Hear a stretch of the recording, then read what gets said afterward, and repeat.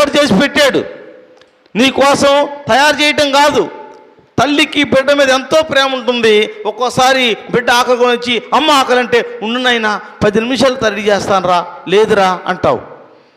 నువ్వు తల్లివే, నీకు ప్రేమ ఉంది, బిడ్డ అంటే నీకు ప్రాణం. కానీ సమయానికి నువ్వు చేయలేవు, ఉండదు. ఒక్కోసారి నువ్వెంత ప్రాణమయ్యో చూసుకున్న బిడ్డనైనా ఉండు నాయన ఇప్పుడే తల్లి ఒక్క నిమిషం చేస్తానని చెప్పని నువ్వు చేసి పెట్టాలి నీ బిడ్డకి. కానీ నా దేవుడు నీ కోసం ఉండు నేను చేస్తానని దేవుడు కాదు.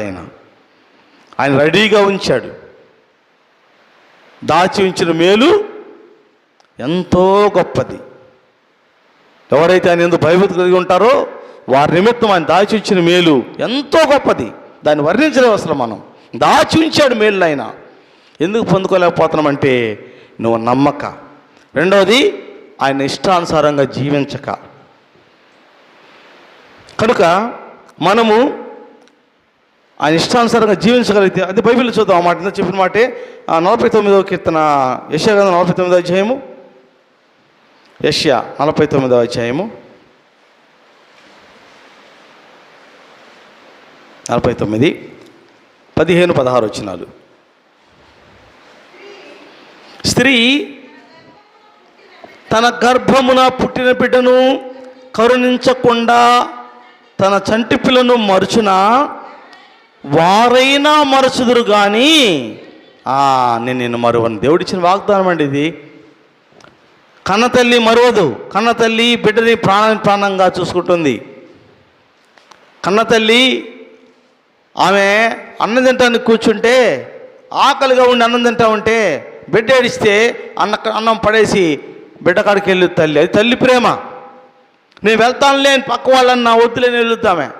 ఒకవేళ పనికి వెళ్ళామనుకో, నేను చిన్నప్పుడు చూశాను, చింతనంలో పనికి వెళ్తే మధ్యాహ్నము పిల్లతల్లులకి పాలు ఇవ్వడానికని ఇంటికి పంపిస్తారు. పిల్లతల్లుల్ని వాళ్ళు పనికి వెళ్తే పాలు ఇచ్చడానికి ఇంటికి పంపిస్తారు. ఇంటికి వచ్చి ఆవురు అంటే ఇంటికి వస్తాం కదా, ఇక్కడ తిందామని వస్తారు. వచ్చి వెంటనే వెళ్ళాలి. వచ్చి ఒక ముద్ద తినేసి బిడ్డకు పాలు ఇచ్చిపోదామని చెప్పని వాళ్ళు వచ్చి కూర్చొని వెంటనే అన్నం పెట్టుకుని తింటుంటే బిడ్డ ఏడిస్తే, పనికి వెళ్ళి వచ్చారు, ఎండకు పోయి వచ్చారు, ఆమెకు ఆకలి అవుతుంది, అలసిపోయింది, కొంచెం అన్నం తింటే ఆమెకి శక్తి రాదు, బిడ్డకు పాలు ఇవ్వాలని వచ్చింది. ఈలో బిడ్డ ఏడిస్తే పనికి పోయి వచ్చినా, ఎండకు పోయి వచ్చినా, అలసిపోయినా, శక్తి లేకపోయినా అన్నం పక్కన పెట్టి ముందు బిడ్డను తీసుకుంటుంది ఉయ్యాల్లో. తీసుకొని బిడ్డకు పాలు ఇచ్చి బిడ్డతో ముద్దులాడి బిడ్డ నవ్వుతుంటే అప్పుడు తింటుంది తల్లి అన్నం.